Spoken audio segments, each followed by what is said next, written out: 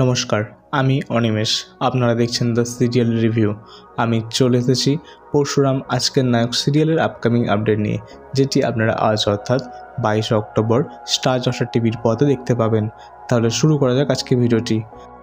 মূলত আজকের পর্বে দেখব পরশুরামের বাড়িতে উপস্থিত হয়েছেন তটিনীর ছোটকা এবং তটিনীকে জিজ্ঞাসা করতে থাকেন, কেমন আছিস তটিনী? তখন তটিনী বলতে থাকেন, ভালো আছি ছোটকা। এই সাপেক্ষে ছোটকা বলেন, মোটেই ভালো নেই তুই। এবং তটিনী প্রশ্ন করেন, কেন? তখন ছোটকা বলেন, কর্ণ চ্যাটার্জির এনজিওর কেসটা স্পেশাল ব্রাঞ্চ তদন্ত করছে, আর তাতে তুই ফেঁসে গেছিস, তাই না?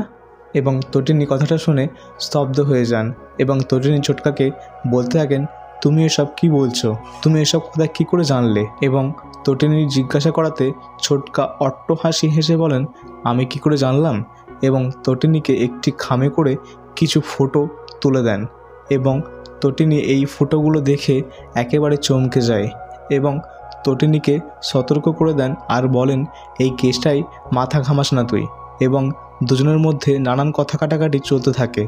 এরই পাশাপাশি দেখব শীতল পরশুরামকে ফোন করে বলতে থাকেন, আমার একটা গিফট চাই। তখন পরশুরাম বলেন, আবার কিসের গিফট? আর বলেন, তোমার মনে হচ্ছে না তোমার চাওয়াটা অনেক বেশি হয়ে যাচ্ছে? তখন শীতল বলেন, আমি তো বেশি চাইবই। আর বলেন, তুমি ভাবো আমরা দুজন একটি জুয়া খেলছি, আর সেই জুয়া খেলার বোর্ডে রয়েছে তটিনী গাঙ্গুলি। আর এই কথা শুনে পরশুরাম চাপা গলায় বলেন, ওকে আমি বাজি রাখিনি। তো বন্ধুরা, তাহলে কি হতে চলেছে পরশুরামের সাথে জানতে হলে চোখ রাখুন আমাদের এই চ্যানেলে। এবং ভিডিওটি কেমন লেগেছে তা কমেন্টের মাধ্যমে জানান, এবং ভিডিওটি ভালো লেগে থাকলে লাইক ও সাবস্ক্রাইব করে আমাদের চ্যানেলের পাশে থাকুন। দেখা হচ্ছে পরবর্তী একটি এপিসোডে।